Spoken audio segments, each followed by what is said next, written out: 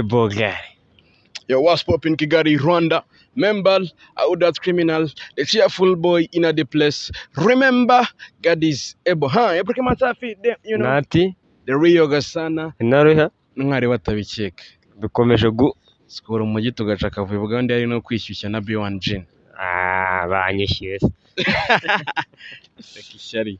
kugira ngo yowe Bogari. Yewe Bogari. Gasana rero yo intro yawe iri muri content yawe I think yo guskora umujyi road test. Yagiye kuguhitishamo Rio Gasana. Byaragucanze Bogari. Bamaze kukuyakana. Siyo byari ngombwa. Yama nkubaze. Biriya bintu byawe nyine ukora byo kuturaburiza. Uko biri kose biraguhemba ndabeshya. Kuramo inyungu. Gasana baguhitishijemo. Kureka content zawe.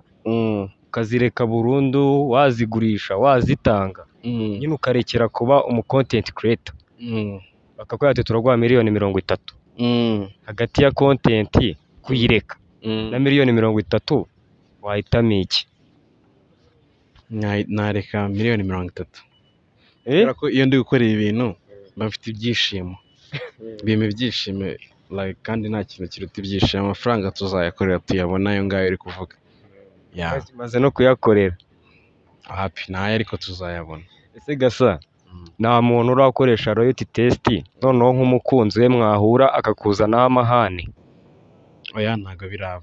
Ntabwo biraba. Binabaye nta nubwo yakubasha. Wasanga yambasha ariko se Imana ibidukingiye kabisa.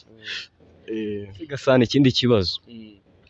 Njya mbona abandi ba content creator mu Rwanda bimva ruva no mu bunyamakuru. Ugasanga yabaye umusesenguzi, ugasanga ari kuvuga ati kuri melody ibi nibi nuko utabibasha cyangwa ntago wabijyamo. Kuko wowe uri muri party imwe. Ntago ujya uba umu journalist, ubwo muri content creation. Sindakubona ngo witeretse aha uri kwanariza wabibasha cyangwa ntago bikunda. Njye nkora ibintu byanjye bidasa n'iby'abandi. That's Uniqueness. Kibazo kindi. Gasana njya mbona ukunze kuzana aba young generation abahanzi nyine. Kandi ndabizi nubwo wenda bitaraba 100% ariko gake gake byaraje. Ujya utekereza gukora All Star? Ntago njye mbitekereza. Aho kuzabitekereza. Simbizi Imana nibijyamo buriya tuzabikora. Popo Bogari bizaza.